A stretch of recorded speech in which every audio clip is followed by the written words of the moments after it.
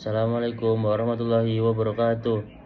Oke semuanya, di sini saya akan menjelaskan karakteristik masyarakat desa dan kota dalam mata kuliah Sosiologi, Pertanian, dan Perdesaan. Sebelumnya izinkan saya memperkenalkan diri.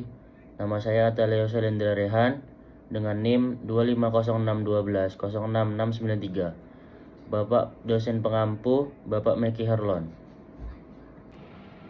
Oke, baik. Di slide yang pertama kita akan membahas pengertian masyarakat desa. Masyarakat desa dalam sosiologi pertanian didefinisikan sebagai masyarakat penduduk yang tinggal di wilayah perdesaan, memiliki ikatan sosial dan budaya yang kuat, serta mata pencarian utamanya bergantung pada pertanian.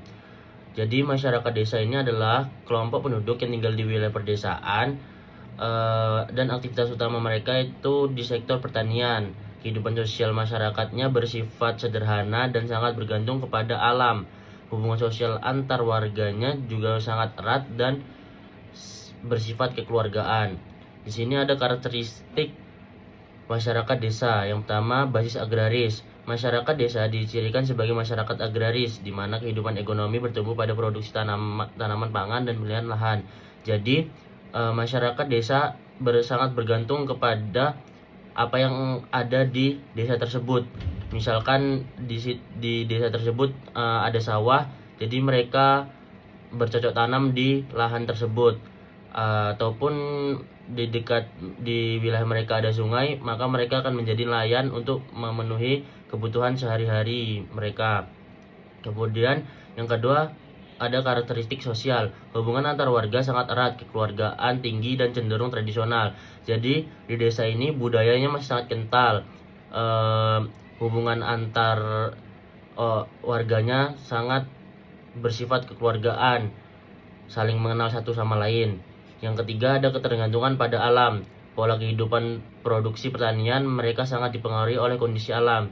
Jadi kenapa sangat dipengaruhi oleh alam? Karena jika mereka memproduksi suatu tanaman pangan, jika alamnya tidak mendukung, maka proses produksi mereka akan terganggu. Baik, berikutnya yaitu penjelasan mengenai masyarakat kota. Masyarakat kota adalah kelompok sosial heterogen yang menetap di kawasan perkotaan dengan kepadatan tinggi, umumnya bervariasi non-agraris seperti jasa maupun industri, individualis dan rasional. Masyarakat kota ini adalah masyarakat yang tinggal di kawasan perkotaan dengan aktivitas yang mendominasi seperti industri atau jasa. Kehidupan masyarakatnya bersifat modern, kompleks, dan dinamis. Interaksi sosialnya juga cenderung bersifat formal dan rasional.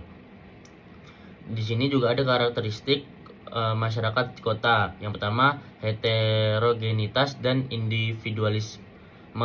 Penduduk kota berasal dari berbagai latar belakang pekerjaan dan budaya yang berbeda-beda, cenderung individualisme dan kurang mengenal tetangga seperti di desa.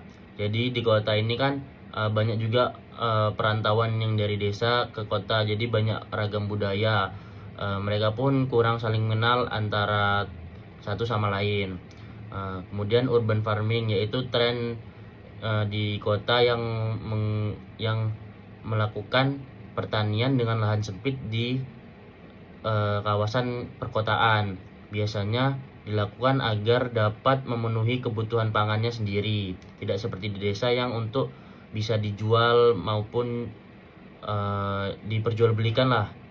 Kemudian ada hubungan sosial. Interaksi didasarkan pada kepentingan bersama, rasional dan profesional. Jadi kalau di desa kita bisa bergotong royong, mungkin jika di kota ini hanya kepentingannya sendiri-sendiri. Jadi tidak bisa bersama-sama, mungkin hanya profesional dalam pekerjaannya masing-masing. Baik, di sini ada tabel perbandingan masyarakat desa dan kota, yaitu tabel perbandingan karakteristik antara masyarakat di desa dan di kota. Yang pertama yaitu hubungan sosial. Di desa hubungan sosialnya erat dan kekeluargaan, sedangkan di kota itu kompleks dan formal. Di desa kita masih menemukan orang bergotong royong dan lain sebagainya yang mempersatukan mereka, sedangkan di kota sangat jarang orang bersama-sama melakukan pekerjaan yang sama. Dan yang kedua yaitu ekonomi. Di desa ekonominya pertanian dan peternakan, sedangkan di kota itu jasa atau industri.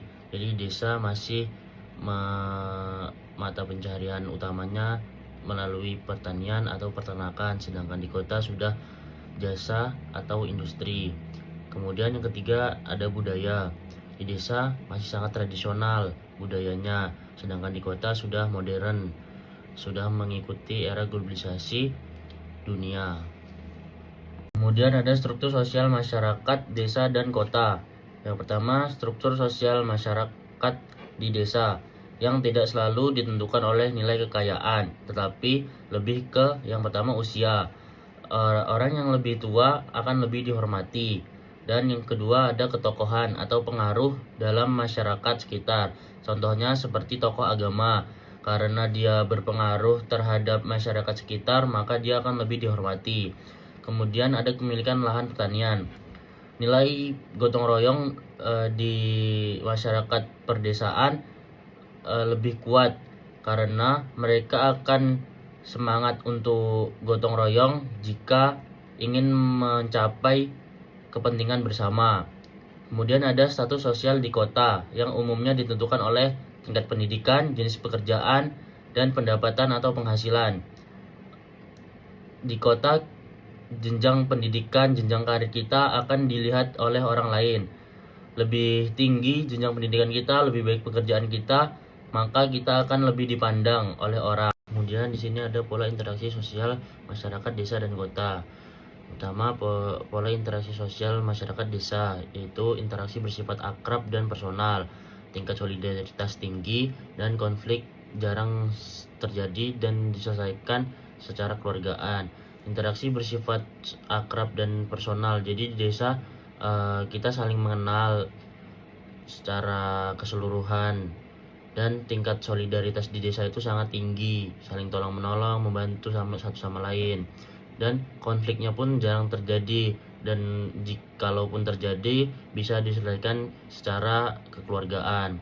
Sedangkan di kota interaksi bersifat formal dan terbatas, solidaritas sosial relatif rendah, dan konflik lebih sering diselesaikan lewat jalur hukum.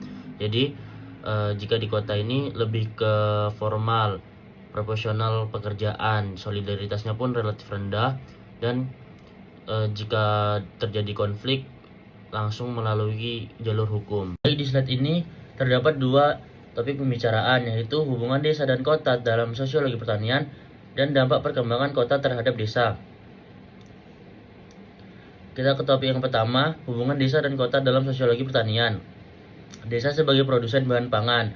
Karena di desa terjadinya kegiatan bercocok tanam, maka desalah yang sebagai produsen bahan pangan utama. Kemudian kota sebagai pusat distribusi dan konsumsi. Jadi setelah dipanen, bahan pangan akan didistribusikan ke kota dan dikonsumsi juga di kota. Berdasarkan berikut, ketergantungan desa dan kota sangat kuat dalam sistem pertanian modern. Kita lanjut ke dampak perkembangan kota terhadap desa. Urbanisasi tenaga kerja pertanian. Jadi masyarakat di desa yang ingin meningkatkan teknologi pertanian harus bisa belajar ke kota agar pertanian di desa semakin maju. Dan perubahan pola pikir masyarakat desa, karena era globalisasi sekarang, masyarakat di desa harus dapat memajukan pola pikir mereka dan tidak meninggalkan budaya yang ada. Kemudian modernisasi pertanian dan alih fungsi lahan.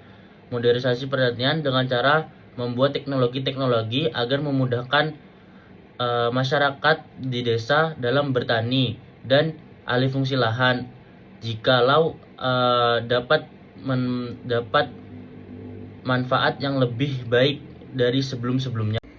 Oke teman-teman, kesimpulannya Karakteristik masyarakat di desa dan di kota itu sangat berbeda. Yang pertama itu dipengaruhi oleh mata pencariannya. Jika di desa mata pencariannya melalui pertanian, melalui alam.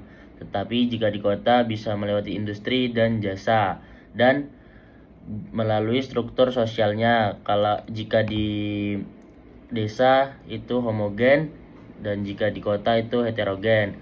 Kemudian dari pola interaksinya, jika di desa personal atau gotong royong dan jika di kota itu formal ataupun fungsional. Nah, dari situ kita memiliki perbedaan antara yang masyarakat di desa dan di kota. Baik, sekian presentasi dari saya. Mohon maaf bila banyak kesalahan. Saya akhiri. Wassalamualaikum warahmatullahi wabarakatuh.